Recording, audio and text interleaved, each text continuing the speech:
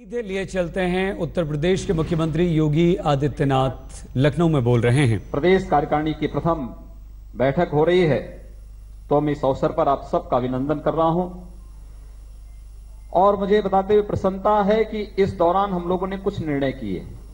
यद्यपि आप लोग सार्वजनिक जीवन में हैं, समाचार पत्रों को पढ़ते होंगे, टेलीविजन चैनल को देखते होंगे, आपको उन सभी घटनाओं की जानकारी होगी, लेकिन एक साथ उन सभी को अगर हम लोग समेट करके यहां पर आपके सामने रखें, यद्यपि हमने इस बात का भी प्रयास किया है कि सरकार के इन सभी कार्यों को एक प्रेजेंटेशन के माध्यम से प्रदेश कार्यकारिणी के सामने रखें, क्योंकि हमारा दायित्व भी है। इसलिए भी क्योंकि आप लोगों ने चुन करके भेजा है, आपको ये जानने का अधिकार है कि हमारे द्वारा चुनी गई सरकार क्या कर रही है, और इसीलिए आपके सामने हम लोग प्रयास करेंगे कि कल हम लोग पूरी सरकार की पूरी गतिविधियों को बहुत 15 मिनट में, लेकिन संक्षेप में हम लोग रखें। कल प्रेजेंटेशन के माध्यम से वो आए, आज मैं स्वयं आपके सामने कुछ संक्षेप में उसको रखना चाहूंगा। शपथ लेते ही मैंने अधिकारियों के साथ एक बैठक की थी। मेरे दोनों सहयोगी केशव जी, माननीय दिनेश जी मेरे साथ में थे, तो अधिकारियों के साथ हम बातचीत कर रहे थे। हम लोगों ने केवल 2 मुद्दों पे चर्चा की। हम लोगों ने कहा कि भाई देखो, हम लोग ये चाहते हैं कि प्रदेश में हमारी बेटियां, हमारी बहनें, हमारी माताएं सुरक्षित रहें। इसके लिए प्रदेश शासन के पास क्या कोई इस प्रकार का कोई उन्होंने तंत्र विकसित किया है कि जो इसके लिए कुछ योजनाएं तय हो सकें? लगभग हाथ खड़े कर दिए उन लोगों ने। कहा कि नहीं साहब, ऐसा कुछ नहीं है और व्यापक ट्रांसफर पोस्टिंग करने पड़ेंगे। हम लोगों ने कहा नहीं, बिना ट्रांसफर पोस्टिंग के संभव है। और हम लोगों ने इसी समय हमने कहा 24 घंटे के अंदर हम चाहते हैं कि प्रदेश के अंदर एंटी रोमो स्क्वाड गठित हो जाए और वह कार्य करना प्रारंभ कर दे। और सज्जनों, आपने देखा होगा 24 घंटे के अंदर सारे कार्यक्रम प्रारंभ हुए। हम लोगों ने चुनाव के दौरान अपने लोक कल्याण संकल्प पत्र में इस बात का उल्लेख किया था, और चुनाव के दौरान प्रदेश के अंदर विभिन्न क्षेत्रों में जाने का अवसर मिला था। तो मुझे अक्सर इस बात के लिए, अगर कहीं किसी कार्यकर्ता के घर में हमें जाने का अवसर मिलता था, कहीं हम लोग जाते थे, तो एक शिकायत मिलती थी परिवार की महिलाओं के द्वारा, बेटियों के द्वारा एक बात की शिकायत की जाती थी कि हम लोग स्कूल जाते हैं, सौदे और मनचले हम लोगों को छेड़ते हैं, परेशान करते हैं। माताएं इस बात के लिए चिंतित होती थीं कि कैसे बालिकाएं सुरक्षित हो पाएंगे। और सज्जनों, हम लोगों ने इस बात को पहले ही दिन इस बात को लागू किया कि एंटी रोमो स्क्वाड पूरे प्रदेश के अंदर कार्य प्रारंभ करे। बहुत सारे लोगों ने विरोध किया। होता है, कोई भी अच्छे कार्य का विरोध होगा, उसके दोनों पक्ष होंगे, लेकिन व्यापक पैमाने पर हम लोगों को माताओं और बहनों की ओर से समर्थन मिला। उनके एसएमएस आए, उनके मेल आए, उनके पत्र आए, उनके टेलीफोन आए, समाचार पत्रों में उन्होंने खुल करके इसके पक्ष में कहा कि अब हम भी सुरक्षित रह सकते हैं। उत्तर प्रदेश अब अराजक प्रदेश नहीं रह पाएगा। और सज्जनों, वह एक व्यापक स्तर पर चलाया गया एक अभियान है जो आज भी पूरी तरह प्रभावी है। मैं आश्चर्य करता हूं कि उत्तर प्रदेश के अंदर एनजीटी ने 2014 में प्रदेश के अंदर अवैध बूचड़खानों को बंद करने का आदेश दिया था, उसकी समीक्षा करने के लिए कहा। सुप्रीम कोर्ट ने 2017 में प्रदेश के प्रशासन से कहा कि इन अवैध बूचड़खानों को बंद करो। उनके लिए एक नियमावली तय की गई, बंद नहीं हो पाए। आदेश जारी होते थे। अगर कहीं कोई पुलिस का अधिकारी जाता था तो उसके साथ छुरेबाजी होती थी, उसको मार करके भगा दिया जाता था। जब हम लोगों ने अधिकारियों से इस बारे में पूछा कि ये सब क्या है, उन्होंने कहा साहब जो है जाएंगे तो लोग छोरा मारेंगे। फिर हमने कहा सत्ता बदल चुकी है, अब कोई छोरा नहीं मारेगा, सबके छोरे चाकू सब गायब हो चुके होंगे। आप लोग जाइए, एक झटके में सबको बंद करने के लिए कह दीजिए, और नहीं होता तो आप लोग कार्रवाई करने के लिए स्वतंत्र हैं। आपने देखा होगा स्वतः सब बंद होता गया। अवैध बूचड़खाने प्रदेश के अंदर लगभग बंद हो चुके हैं। जो बचे हैं उनको भी हम कुछ दिनों के बाद धीरे धीरे करके ठिकाना लगाने का कार्य करेंगे। लोग आश्चर्यचकित थे, ये सब कैसे हो रहा है? पहले तो होता नहीं था। वही प्रशासन है, केवल शासन बदला है, शासन के चेहरे बदले हैं, सब कुछ वही है, वही प्रदेश है। जहां पर छुरेबाजी होती थी, चाकूबाजी होती थी, प्रशासन के लोग मार खाते थे, आज वो प्रशासन सुरक्षित है, लेकिन अवैध रूप से एनजीटी और सुप्रीम कोर्ट की नियमावली के विरुद्ध जो लोग इस कार्य को संचालित करते थे, वे लोग स्वच्छंद थे, सत्ता का संरक्षण पाकर के अराजकता फैलाते थे। हम लोगों ने लोक कल्याण संकल्प पत्र के इस दूसरे संकल्प को भी उनके मानक के अनुरूप आप अगर कार्य करेंगे, सरकार आपको नहीं छेड़ेगी। और जिन लोगों की आदत खराब हो चुकी है, जो लोग न्यायिक व्यवस्था को नहीं मानते, जिन लोगों को प्रशासन और शासन की व्यवस्था पर विश्वास नहीं था, वे लोग मानक कभी पूरा कर भी नहीं सकते। स्वाभाविक रूप से वह पुनः प्रारंभ नहीं होना है। परंतु ये व्यवस्था फिर आगे बढ़ी। हम लोगों ने इस बात को भी कहा था कि हम लोग सीमांत और लघु और सीमांत किसानों के कर्जों को माफ करेंगे। उत्तर प्रदेश जैसे राज्य के लिए बड़ी चुनौती थी। बड़ी चुनौती इसलिए क्योंकि इस वर्ष चुनाव के ठीक पहले प्रदेश की पूर्ववर्ती सरकार ने 7वें वेतन आयोग को भी लागू कर दिया। उत्तर प्रदेश जैसे राज्य के लिए 30,000 करोड़ रुपए का अतिरिक्त भार हम लोगों के ऊपर आया है 7वें वेतन आयोग को लागू करने के बाद। और राज्य सरकारों पर 30,000 करोड़ रुपए का बोझ बहुत ज्यादा होता है। हम लोगों ने जब पूरा सर्वे किया, पूरी कार्रवाई आगे बढ़ाई, एक टीम बनाई कि भाई कैसे हो सकता है। हम लोगों ने किसानों से इस बात के लिए वायदे किए हैं और फिर हम लोगों ने केवल घोषणा नहीं किया, हम लोगों ने अपने चुनाव घोषणा पत्र को घोषणा पत्र नहीं नाम रखा था, लोक कल्याण संकल्प पत्र रखा था। कैसे ये होगा?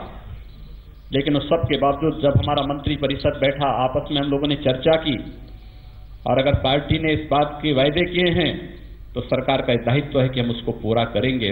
और हम लोगों ने लघु और सीमांत किसानों के 1 लाख तक का फसली ऋण और जिनका पूरा खाता एनपीए हो गया था, ऐसे सभी किसानों का लगभग ये जो राशि थी 36,000 करोड़ रुपए से ऊपर की राशि थी, इस राशि को हम लोगों ने माफ किया है और इससे प्रदेश के 86 लाख किसान सीधे सीधे लाभान्वित हो रहे हैं।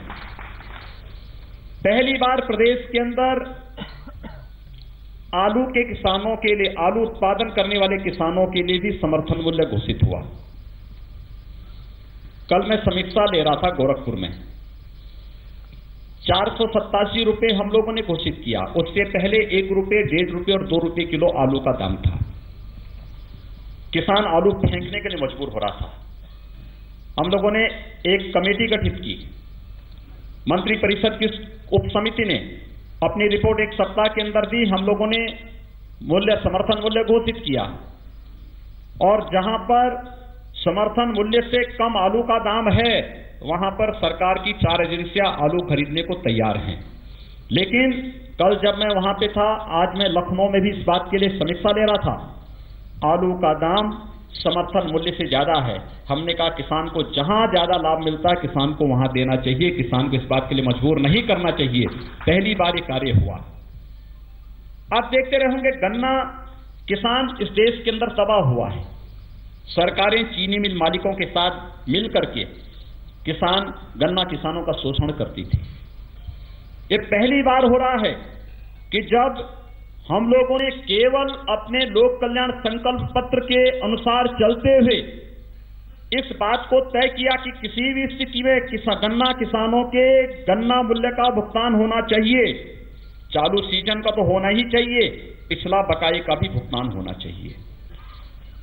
14 चालू सीजन के में 14 दिन के अंदर गन्ना मूल्य का भुगतान और जो पिछला बकाया है वो 120 दिन के अंदर भुगतान होना है।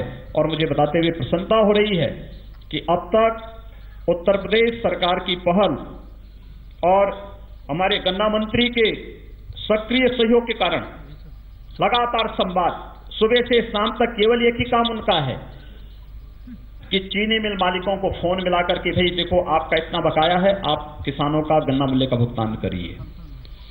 एक ही कार्य है कि जो चीनी मिलें बंद हो चुकी हैं उनको हम कैसे उनका पुनरुद्धार कर सकें, कैसे हम प्रदेश जो देश का सबसे अधिक चीनी उत्पादक राज्य था, और हमें बताते हुए प्रसन्नता है कि इस वर्ष उत्तर प्रदेश पुनः कई वर्षों के बाद चीनी उत्पादन में पहला स्थान प्राप्त किया है, और अब तक हम लोग 5500 करोड़ रुपए का गन्ना मूल्य का भुगतान भी करवा चुके हैं, जो अब तक कभी नहीं हुआ है।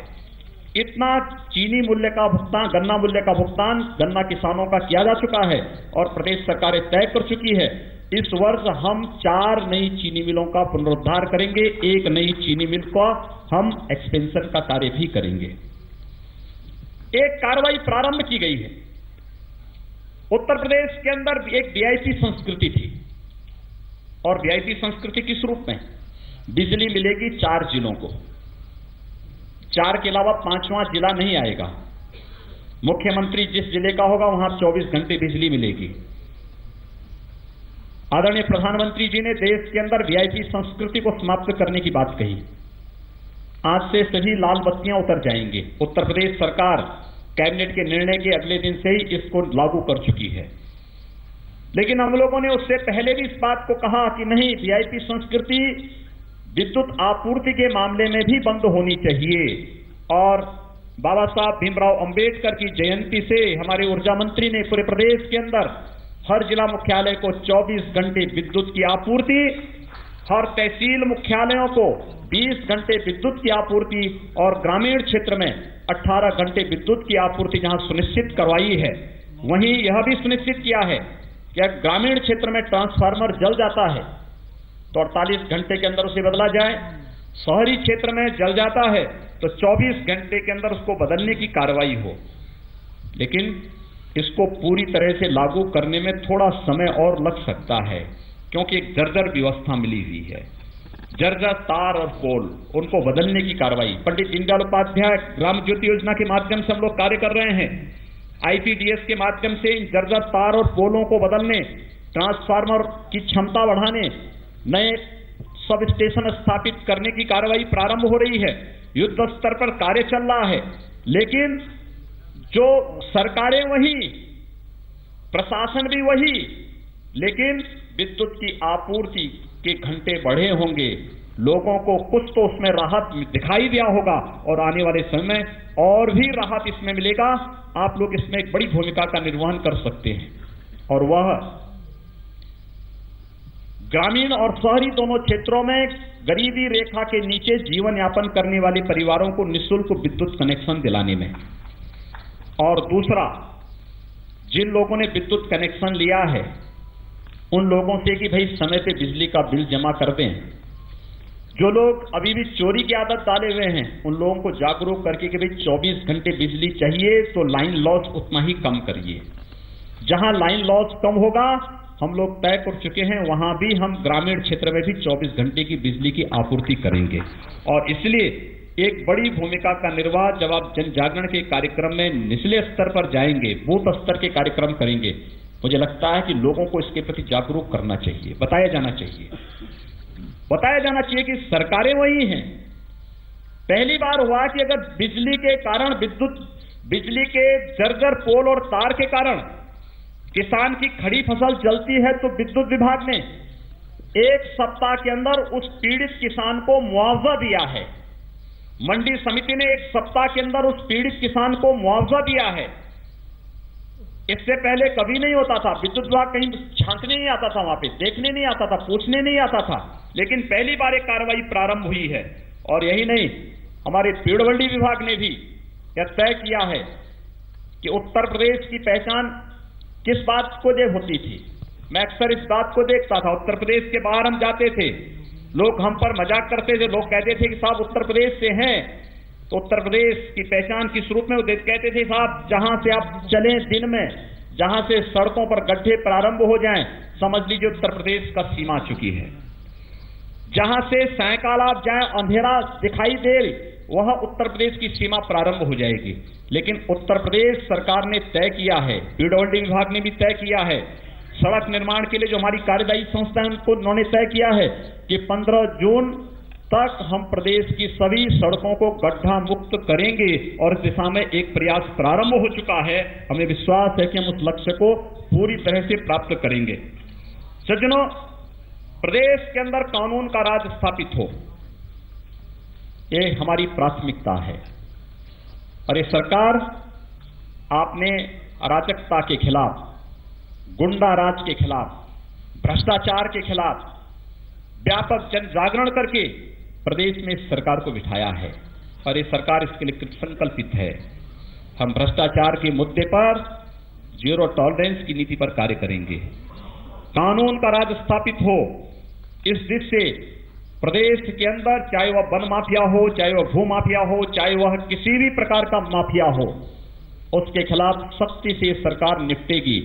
हम लोग कानून के इस राज को स्थापित करने की बात कर रहे हैं तो भेदभाव किसी के साथ नहीं, लेकिन अगर कानून के साथ किसी ने खिलवाड़ करने का प्रयास किया तो फिर सरकार उससे सख्ती के साथ निपटने के लिए संकल्पित है।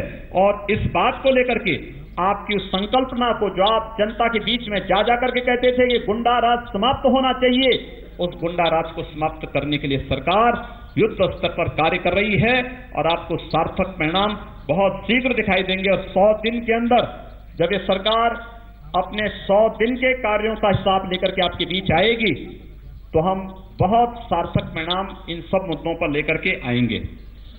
प्रदेश के अंदर आदरणीय प्रधानमंत्री जी की अत्यंत महत्वाकांक्षी परियोजना है नमामि गंगे परियोजना। अब आश्चर्य करेंगे, प्रदेश के अंदर इससे पहले वो कार्य हुए ही नहीं। उसमें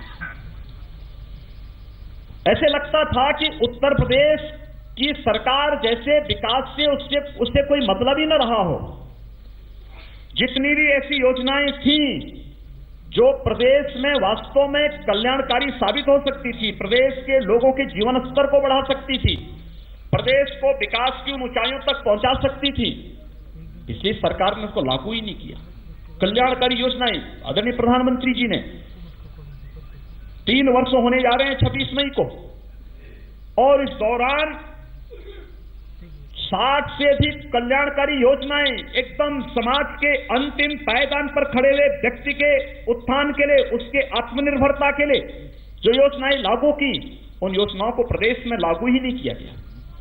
और नमामि गंगे परियोजना एक केवल गंगोत्री से लेकर गंगा सागर तक गंगा की अश्वस्थ धारा को लेकर के ही नहीं, देश की नदी संस्कृति को बचाने की एक बहुत महत्वपूर्ण योजना है। मोदी सरकार पर लोगों ने भरोसा किया है। हमने तमाम योजनाएं शुरू की हैं। हमने एंटी रोमियो स्क्वाड 24 घंटे में बनाया है, किसानों को मुआवजा दिया है। अपनी तमाम उपलब्धियां गिनाते हुए योगी आदित्यनाथ होते हैं हाजिर।